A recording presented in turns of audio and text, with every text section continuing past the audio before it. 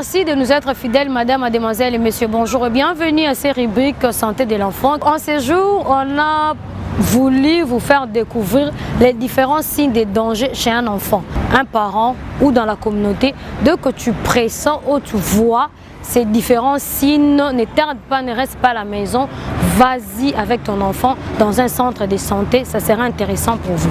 Ensemble avec le pédiatre Gloire Bayabo, il va vous expliquer les différents signes que devons-nous faire et surtout, il va établir une différence entre les signes de danger, les signes prioritaires et les signes d'urgence que je vous invite à suivre. Aujourd'hui, on va essayer de citer quelques signes de danger que lorsque les parents voient, ils doivent nécessairement amener l'enfant à l'hôpital auprès d'un médecin, l'idéal auprès d'un spécialiste, un pédiatre, pour essayer de prendre en charge correctement l'enfant. En pédiatrie, on appelle ces signes de danger les signes d'urgence. C'est notamment lorsque vous voyez qu'un enfant ne respire pas bien. Nous, on appelle ça détresse respiratoire ou on peut appeler ça dyspnée. Par exemple, quand vous voyez il respire, les ailes du nez, ça bat, ça bouge. Ou quand vous voyez qu'il respire, les côtes entrent au-dedans, c'est-à-dire on appelle ça tirage, les tirages intercostal ou sous-costal. Ou lorsque vous voyez l'enfant respirer très rapidement, ou lorsqu'il ne respire pas correctement du tout. Vous voyez par exemple, il a l'impression, c'est comme s'il est étouffé quand il respire.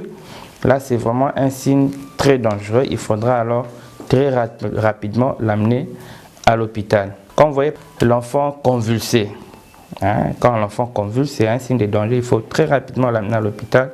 Quand vous voyez que l'enfant perd connaissance, on dit qu'il y a un fléchissement de l'état de conscience, vous l'appelez, vous le bougez, il ne bouge pas, il ne réagit pas. Là, c'est vraiment un signe de danger. Il faut très rapidement l'amener à l'hôpital. Les extrémités deviennent froides et il n'est plus bien en éveil. On peut parler par exemple du choc, l'enfant qui fait des diarrhées à répétition, l'enfant qui vomit à répétition, surtout lorsque c'est un nourrisson, c'est-à-dire il est âgé de moins de 3 ans, moins de 2 ans. Il faut très rapidement l'amener à l'hôpital. Et j'insiste sur la fièvre, pourquoi? Parce que généralement, les parents ne prennent pas la peine de mettre les thermomètres. Il faut obligatoirement mettre les thermomètres quand l'enfant fait de la fièvre. Pourquoi? Parce que ça va aider les médecins, les pédiatres, à orienter déjà ces hypothèses diagnostiques. On sait qu'il y a certaines maladies qui donnent des fièvres très élevées et le fait de mettre la main et que l'enfant paraît chaud ne veut pas dire que nécessairement il fait de la fièvre. Qu'est-ce que je veux dire par là? La température normale est très variable. Ça varie autour de 36 à 37,5. Un enfant qui a 36 par exemple, 0,5 le matin, et quand il aura 37,4 par exemple, quand vous touchez les deux, vous aurez l'impression comme si celui qui a 37,4 est fébrile, alors qu'en réalité, c'est dans les limites de la normale. Quand vous voyez la température aller au-delà des 37,9, c'est-à-dire ça commence à atteindre 38, là c'est vraiment une fièvre évidente.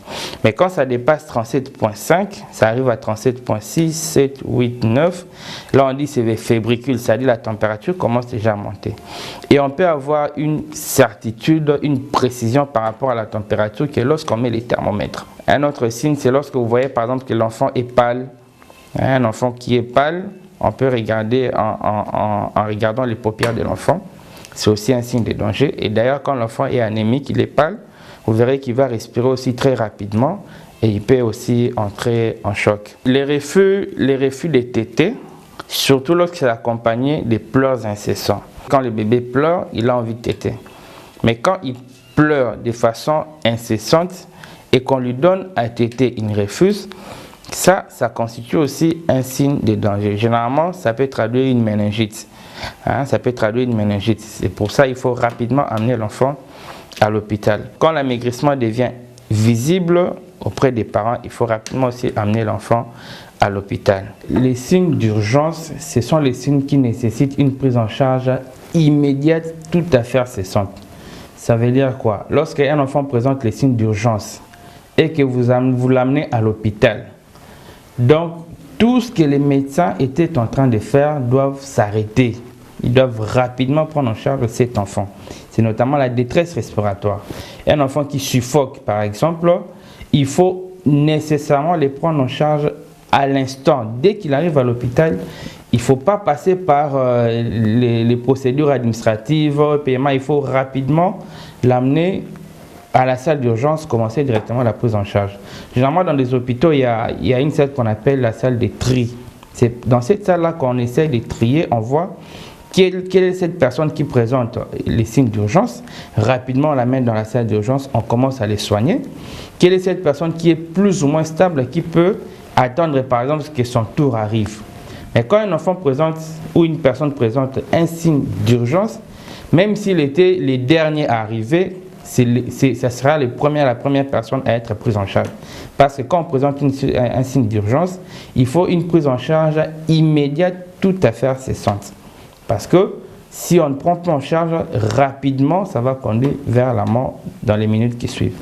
Tandis qu'il y a aussi des signes prioritaires. Les signes prioritaires sont des signes qui peuvent rapidement amener vers les signes d'urgence quand elles ne sont pas prises en charge correctement ou rapidement. C'est notamment une fièvre très élevée chez les petits enfants, notamment la diarrhée, les diarrhées répétitives. Quand vous avez des vomissements incoercibles, un enfant qui vomit, qui fait la diarrhée, surtout lorsqu'il est âgé de moins de 2 ans, là c'est vraiment un signe très prioritaire. Pourquoi? Parce que ça peut facilement conduire vers un signe d'urgence qu'on appelle notamment les chocs.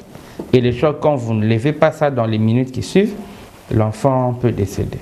Mais les tout constituent ce qu'on appelle les signes des dangers. Et les signes d'urgence et les signes prioritaires sont les signes de danger pour un enfant. Mais les signes prioritaires peuvent évoluer vers les signes d'urgence et conduire à la mort. C'est comme la fièvre élevée, c'est un signe prioritaire, comme la diarrhée, les vomissements. Ce sont des signes prioritaires qui peuvent emmener vers, par exemple, les chocs, qui est un signe d'urgence, qui peut conduire très rapidement à la mort, qui peuvent emmener vers les convulsions et tout ça. C'est comme ça que tous ces signes sont tous des signes de danger qui nécessitent une prise en charge vraiment immédiate. Personnellement, je fais un constat comparé à d'autres milieux que j'ai eu à fréquenter. On déplore énormément de décès ici dans notre pays. Des décès même des jeunes personnes, des enfants et des personnes jeunes. On voit ça pratiquement, c'est chaque week-end que nous allons dans des deuils, dans des enterrements et tout ça. Ce n'est pas une situation qui est normale. Et nous devons vraiment fournir, chacun de nous là où il est, nous devons fournir un effort pour essayer d'inverser la tendance.